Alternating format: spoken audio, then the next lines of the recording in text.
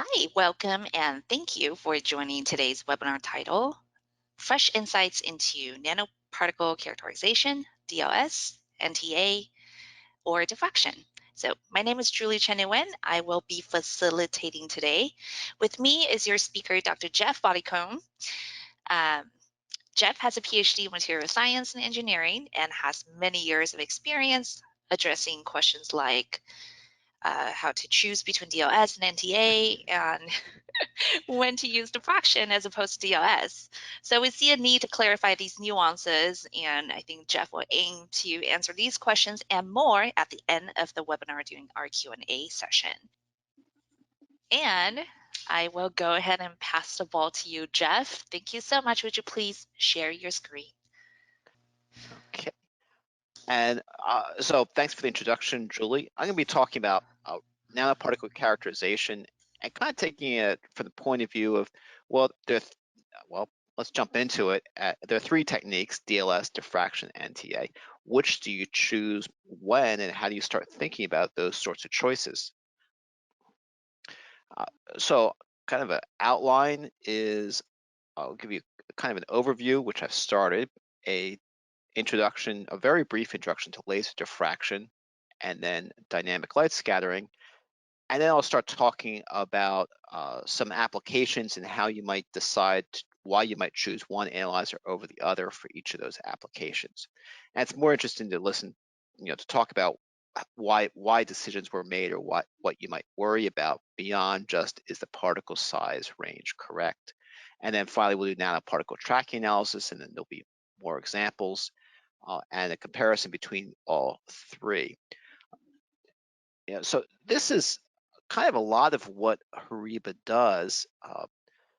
I show a performance chart here with analysis techniques and particle size across the bottom, resolution as if you have a mixture of particle sizes, so how well can you just differentiate peaks of different sizes, and then the different particle analysis techniques.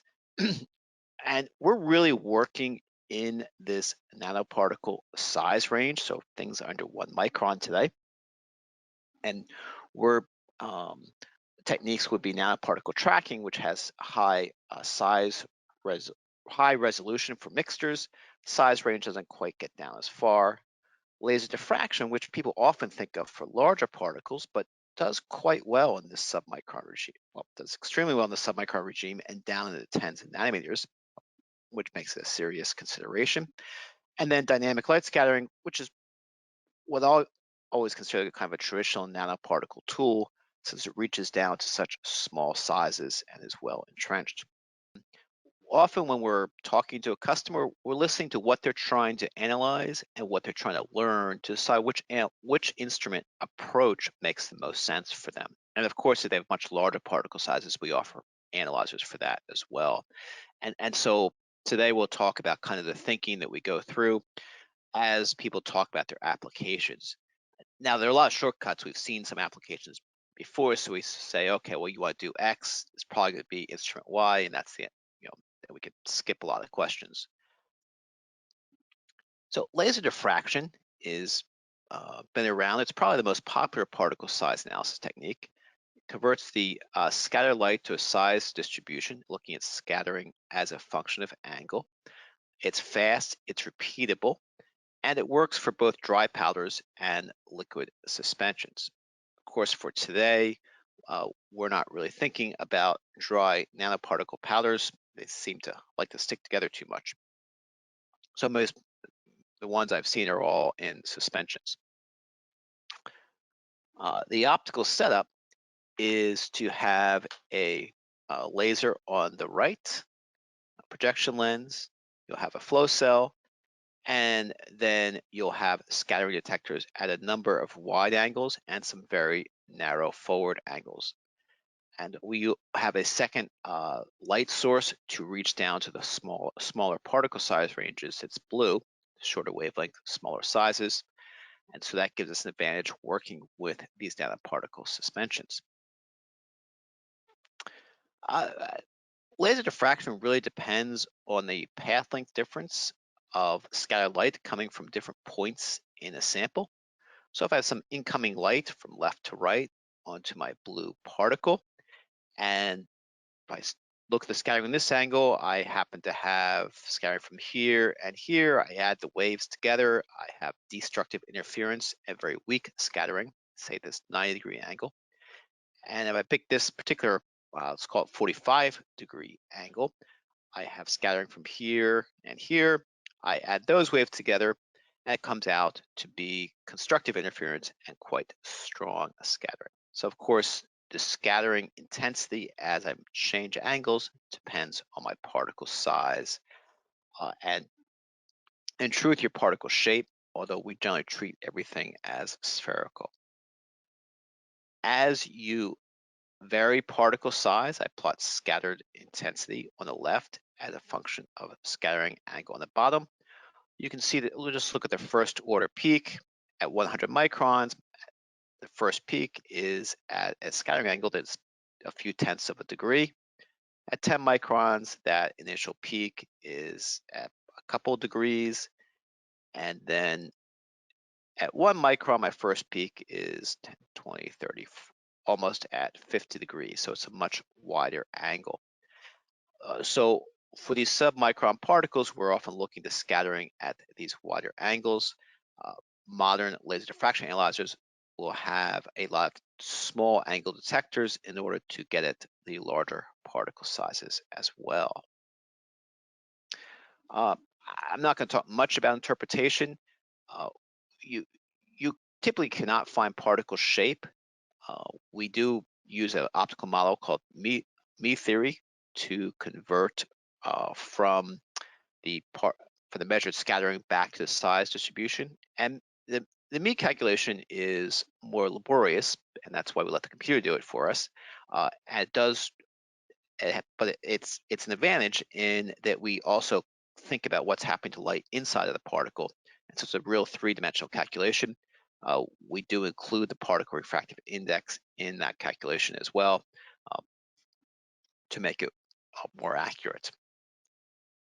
So laser diffraction, great advantages. You have a lot of flexibility in what kind of samples I can run. I can run everything from dry powders on the right down to very small amounts of aggregating, say, virus in a 5 ml fraction cell on the far left.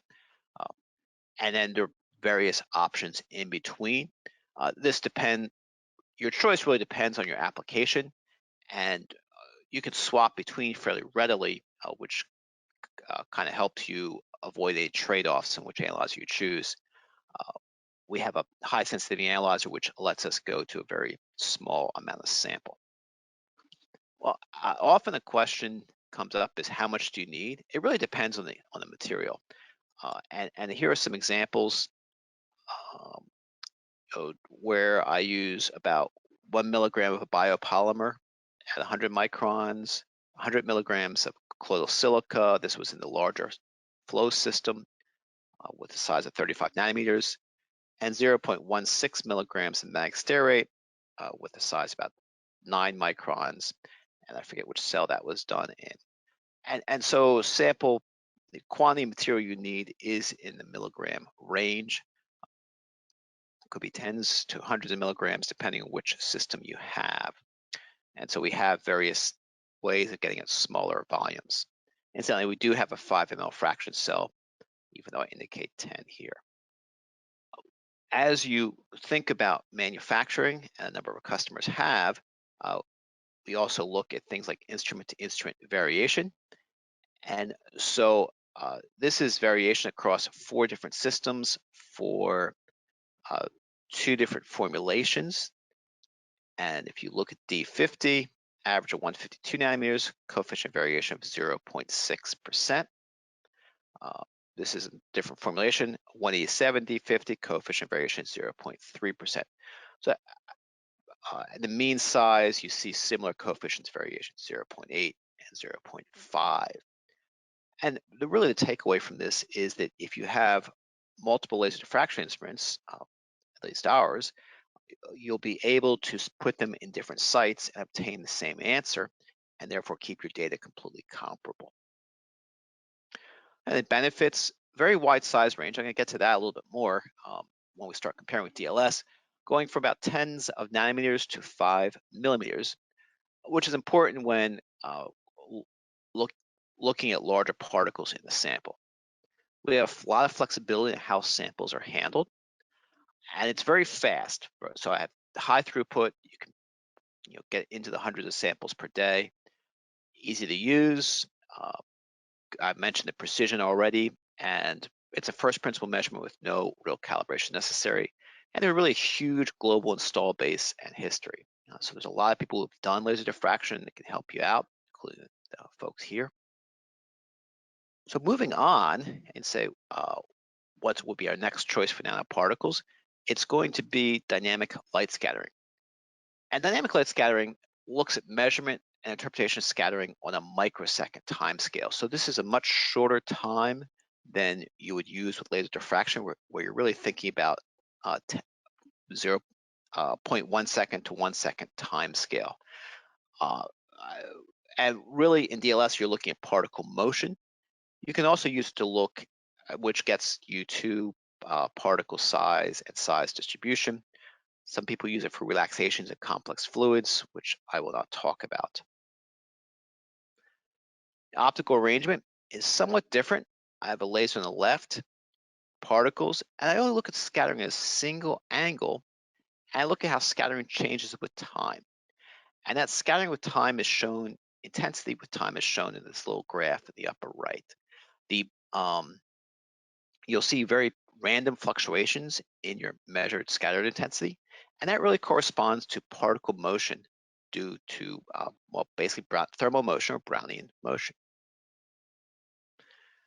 And we're looking at this Brownian motion, which is related to your particle size, your liquid viscosity, and your system temperature. And you're going to tie that back. You're going to,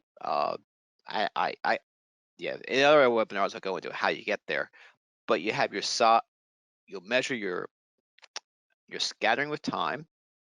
You'll obtain a diffusion coefficient. So this is a Stokes-Einstein relation tying diffusion coefficient back to hydrodynamic size, which is what you want, that DH. The upper term is your thermal energy, and your lower term is really your viscous drag terms.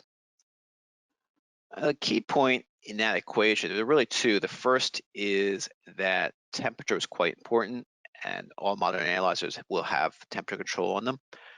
The second is that we're looking at hydrodynamic size, and that's the size of a particle that moves or diffuses the same way as your particle.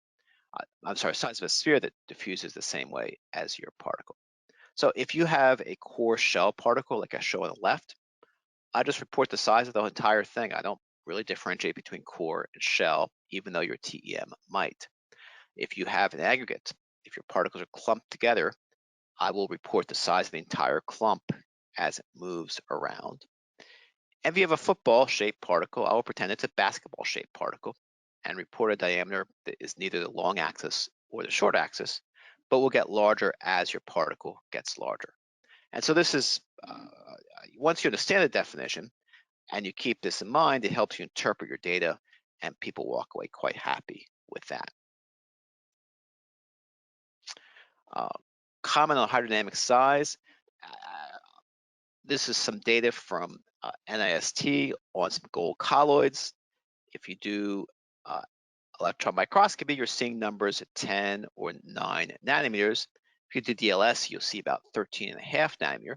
And this really corresponds to the shell around the particle. Of course, the gold colloid has very nice contrast in electron microscopy, but the what do you call it?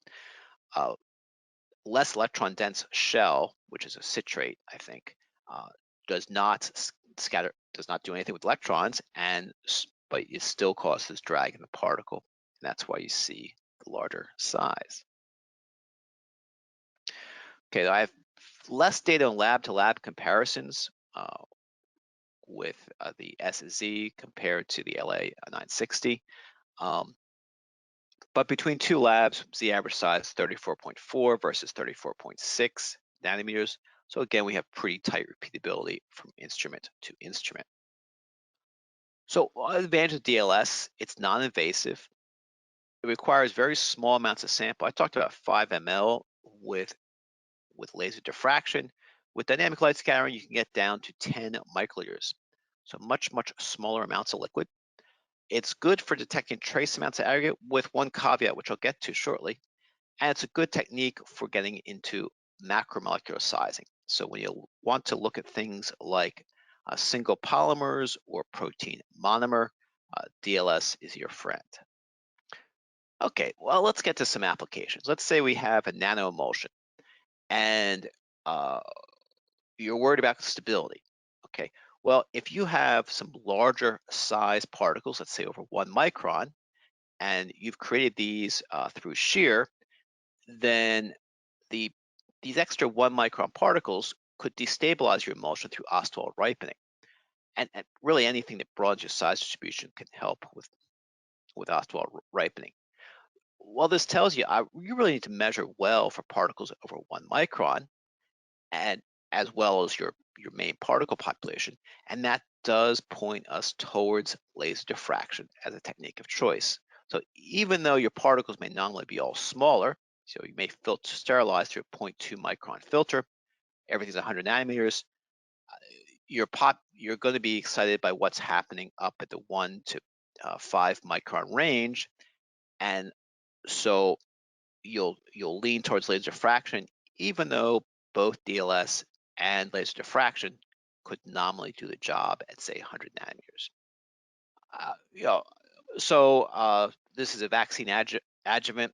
I have flux through a filter for various particle sizes, and at 0.171, you're at fairly low flow. 0.124 particle size, you have much better flow through the filter. And of course, this filtration is important because filtration sterilization is a thing. So you can just make your emulsion, you run it through a 0.2 micron filter, you basically filter off all the bacteria, and how fast you can do it really leads to how well your production process runs.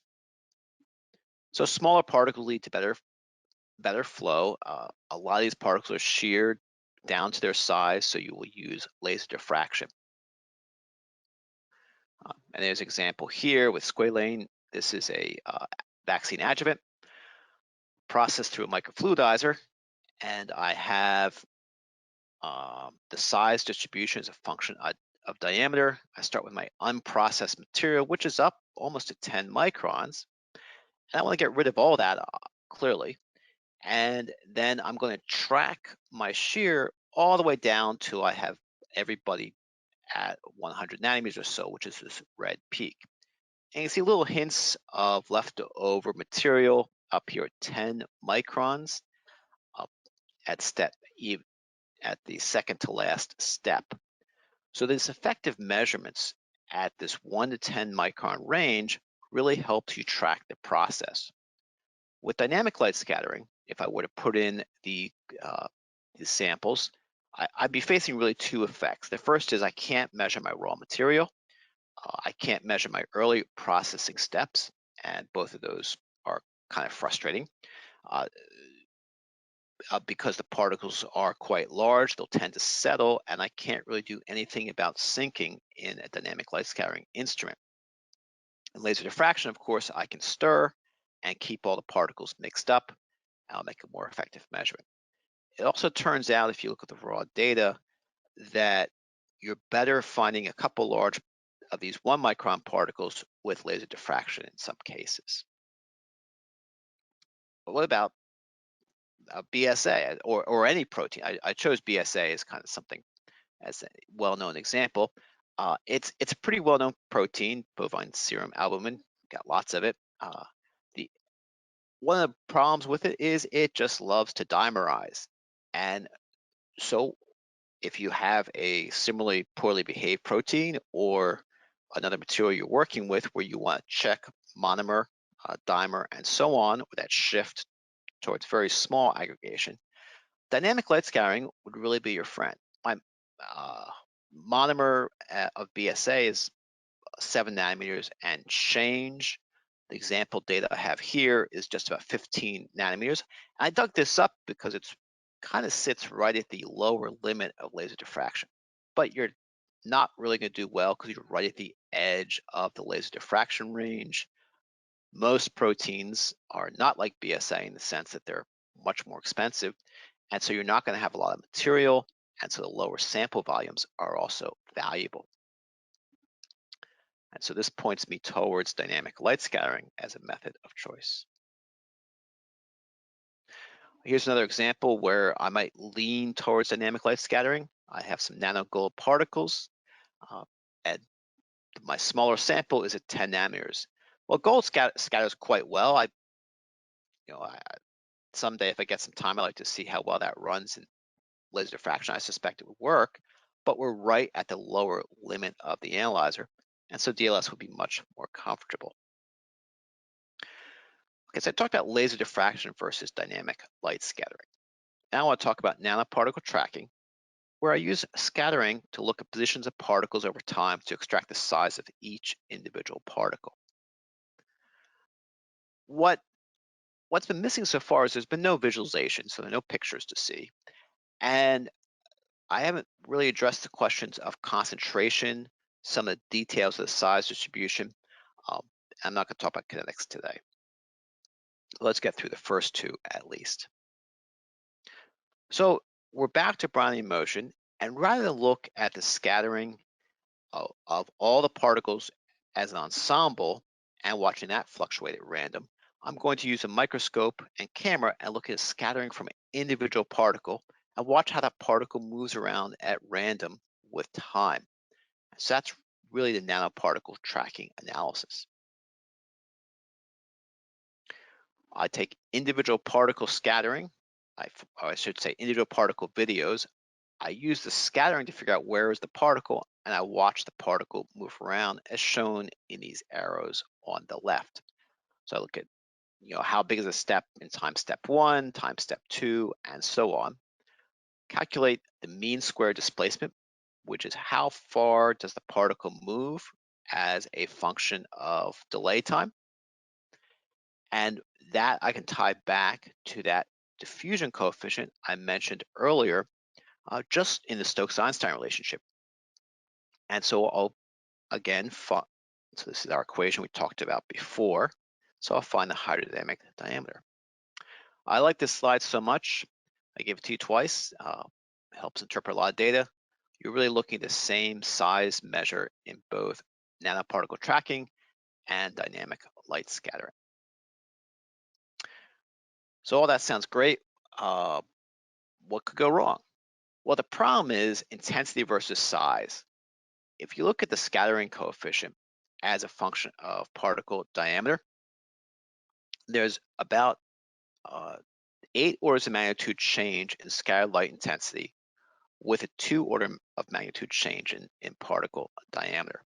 So what this means is that your larger particles will tend to dominate your scattering results. In kind of classical nanoparticle tracking analysis with a single laser, if you have a range of particle sizes, you have to kind of decide, well, am I going to have some particles too bright to measure effectively, or am I going to just lose the small ones because I don't have bright enough, because I don't have a bright enough light. It's kind of a well-known problem. It was written up in ISO 19430. This is actually under review right now. With the single laser systems, it was established polydispersity affects the ability to track and therefore analyze different size fractions in the number distribution. And so it's difficult to track or small particles with large particles at the same time. So the solution was really to cheat and go back, and instead of using a single light source to try and catch this entire range of intensities, use 3 different light sources. And so now this really is the advent of multi-laser nanoparticle tracking analysis, or multi-power nanoparticle tracking analysis, because each laser has a different power, and they use a color camera. So you have a red channel, a green channel, and a blue channel, basic color camera like on your phone. And the red channel will just see the red laser, blue channel will just see the blue laser, and green channel will just see the green. And so I have 3 independent video streams running at the same time. And with the different powers, I will have a pretty good shot of having one of the images look really nice. And so I show this in this video here. So in the top, you can see kind of the entire video, and you'll see the particles shaking about at random, and that's Brownian motion. I zoom in on one area, and if you look in the blue on the left compared to the red on the right, you see these fine little points in the circle and none in the red where the laser power is low. So of course, it's easy to track nice points in the blue, and there's nothing to track in the red. If I look over here or down at the bottom, you'll see large saturated blobs in the blue and nice sharp points in the red. And those nice sharp points in the red are nice and easy to track. And so this is how I can get good data on both the small particles that I can't see with low power and the large particles that I can't track with high power. Because the name of the game is really find the particle in the video. And nice tight points make it very easy to find the particle. And making things easy is really a way of making them more accurate. So kind of the key benefits, it's an individual method. So I'm not doing an ensemble approach like I do with the scattering. It gives me very nice size distributions because I'm taking my data particle by particle. I also can really extract my particle concentration by simply counting how many particles are on the screen. There's really, like all the things I've talked about, there's really no field calibration required. Another benefit is particle visualization, and uh, being able to see the particle on the screen really gives you much better feel for what's happening in your suspension. One example is if you until you see the video, you never realize just how slow a process Brownian motion can be for a colloidal suspension. I guess that's why they have mixers. So let's take some examples. The first is a really exploratory material from NIST where they mixed 4 different particle sizes in order to simulate aggregated protein and wanted to separate out the individual peaks uh, in the size distribution as well as the concentration of particles at each size. And so we obtained a result on the right. Uh, so kind of the mission or the question was, what is the concentration of particles, and can you give me distribution details? And those are 2 things that you really want to work at with nanoparticle tracking analysis. Uh, and with this wide size range, you need multiple lasers. You would not be able to use either of the scattering techniques to obtain reliable concentration data because you don't know the size a priori. And the details of the distribution, you really would not get this kind of resolution out of, say, a dynamic light scattering instrument. And we expect many real protein samples like this would have the smaller volumes that would be too small for laser diffraction. So going back to that concentration really says, okay, it's nanoparticle tracking analysis. What you do give up is speed. So rather than having a measurement that takes a minute or 2, this one can take significantly longer. Let's take some gold mixes, dynamic light scattering versus multi-laser nanoparticle tracking analysis. And on the top, I show dynamic light scattering data. On the bottom, I show nanoparticle tracking. The red spikes are how the material was made up. So if I mix 2 different gold nanoparticle sizes, they're fairly close and with a lower concentration of the small ones, I really can't resolve it by dynamic light scattering, but I can resolve it with the nanoparticle tracking analysis. If I have a well-separated mixture like I have in the middle, and I have more small particles than large ones, now I can separate those peaks both in dynamic light scattering and with the multi-laser nanoparticle tracking analysis.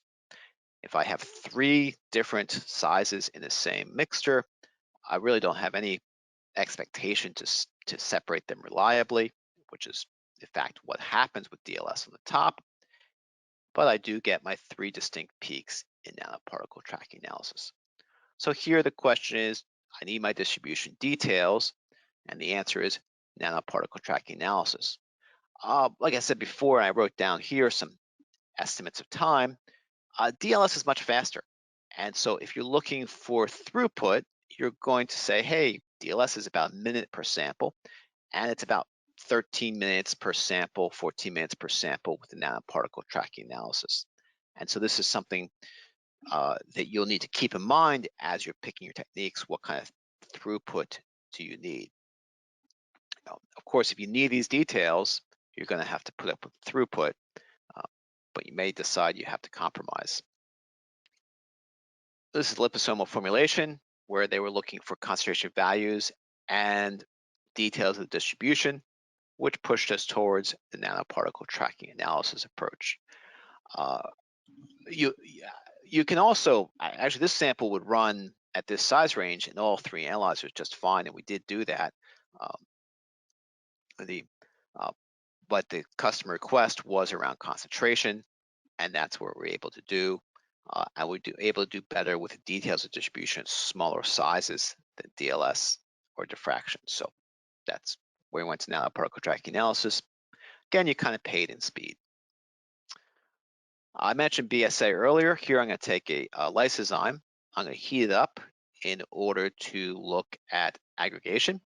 And so you see the black squares on top are actually videos of my buffer. So after heating, I still saw nothing. My lysozyme before heating, I saw nothing. And that's kind of an important point with nanoparticle tracking analysis. Lysozyme monomer, you can see by dynamic light scattering, but you cannot see it with nanoparticle tracking analysis. Same with BSA monomer. And so if you're interested in monomer dimer, you're looking at dynamic light scattering. If you are looking at much larger aggregates, which we were in this case, and really starting at about 50 nanometers, then nanoparticle tracking analysis is your friend. The other advantage, of course, of nanoparticle tracking analysis is I'm able to quantify just how much aggregate I have in my system, and that's valuable if you're kind of comparing different ways of making a solution or different ways of handling a solution. Okay, let's move on to kind of what's at the front of everybody's mind these days, which are phages and viruses. And this is a plot of nanoparticle track analysis on the left, and that's really a particle concentration as a function of plaque analysis. Uh, and we're really looking at infectivity. So these are plaque titers. And you can correlate between your particle counts by nanoparticle tracking analysis and your infectivity. The advantage, of course, is nanoparticle tracking analysis is much faster. So if you want to quantify the number of particles you have, then you're going to be looking at NTA. And it's important that you have data on all the particles in all the virus in your suspension, which is not just kind of neat virus, but also the aggregates, because they can be infectious as well. And so you'll need the multi-laser nanoparticle tracking. If you're interested in virus aggregation, then I've also seen people use laser diffraction with a 5 ml fraction cell. The advantage of that, of course, is you probably heard this before, throughput. You're going to get your aggregation data much more quickly with the laser diffraction system, but you will not get the concentration data. Now, the people that you can also look at virus aggregation with nanoparticle tracking analysis. So NTA will handle both applications, and that's questions kind of the speed, instrument price, and instrument babysitting, and those details. So I kind of hope that I went through the techniques fairly quickly and start talking about the comparisons and how you might think about which one to use for which application. It's something we do pretty routinely, and we can get into more detail with specific applications.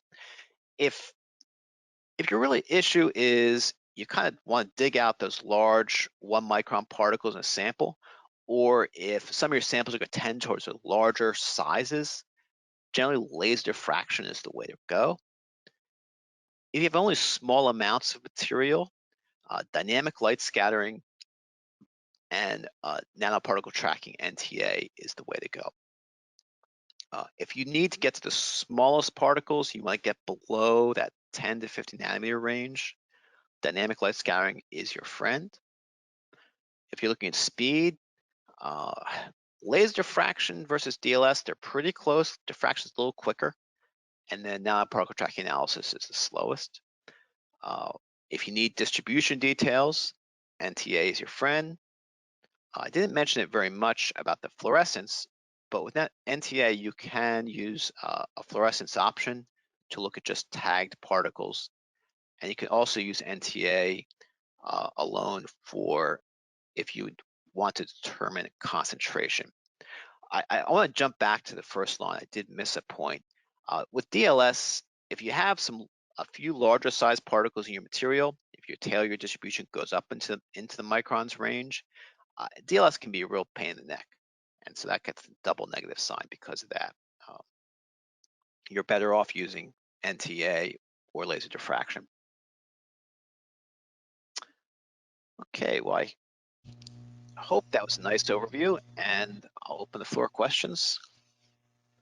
It was. Thank you so much, Jeff. That was a lot of practical information. A question that came in during registration is, what approaches do you recommend for analyzing changes of plastic polymers? Okay, so if you're looking, if you're looking at polymers, DLS has been a pretty good tool for looking at things from oligomers on up in size. So so that's probably the first thing I would reach for if you're looking at individual polymer chains is dynamic light scattering. Nanoparticle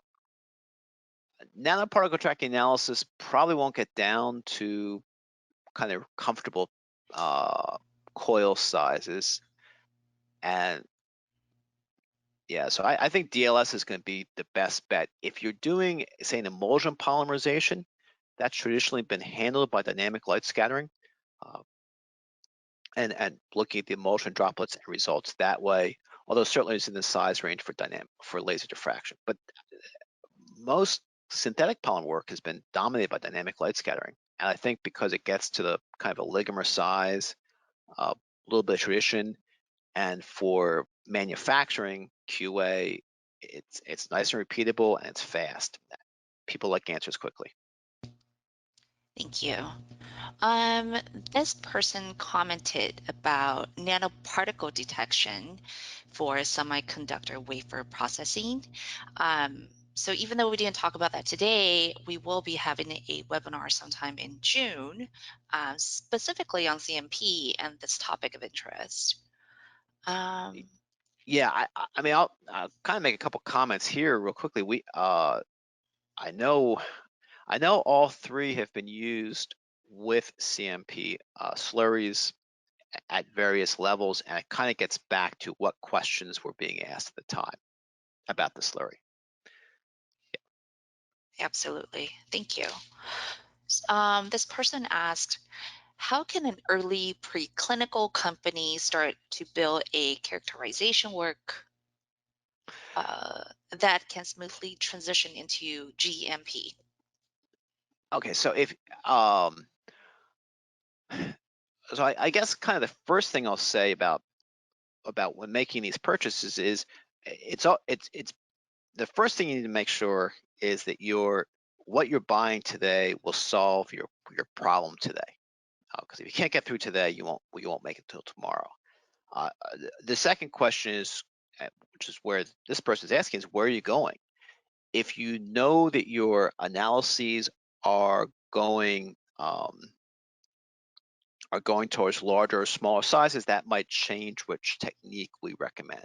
So if you come to me and say, "Hey, look, you know, we're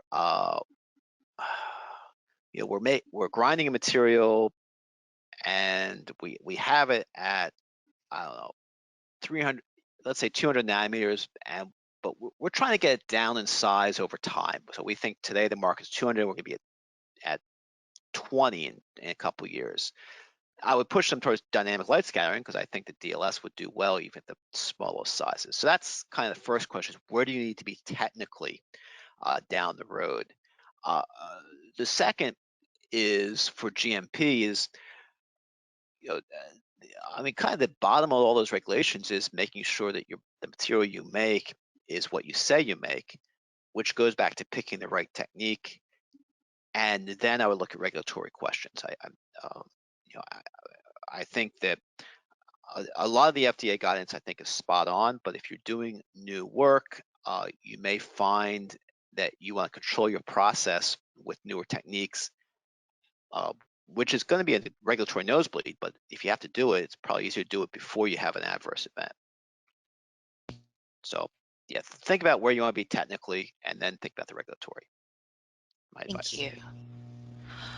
Um, and of course, if you have more questions, you can definitely reach out to us at labinfo@horiba.com. So using nanoparticles on bacterial characterization, um, Yeah, maybe we can comment on that. yeah, I'm trying to think about that. So if I were looking at bacteria, I guess the first comment is if whether or not they swim, if they're motile. Uh, it, so if you're looking at bacteria and they like to move around on their own, laser diffraction is the only technique that doesn't care if the particles are moving independently. DLS and nanoparticle tracking analysis both require uh, kind of Brownian motion and nothing else going on. Uh, so that could be one way to parse the question. So if you're looking at bacteria, probably, and they like to swim, it's going to be laser diffraction. If you want to see nanoparticles on the bacteria, there's probably not a whole lot we can do because we're going to just get confused between the bacteria and the nanoparticle itself. Yeah. Okay. Anything else that you would like to add, Jeff?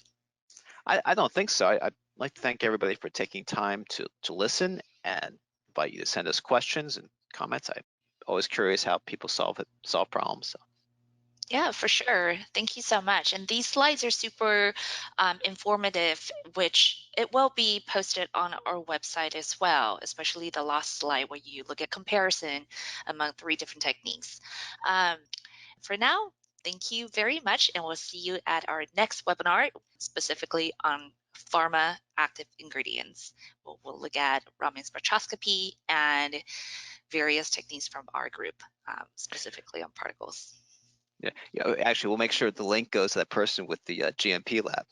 Yes, for sure. Yes, Because that will that will be happen. right up their alley, or it could be, depending on what they're trying to do. Yes. Alrighty. Well, thank you so much, All right. Jeff. Thank you. Okay. Thank Bye for you. now. Bye.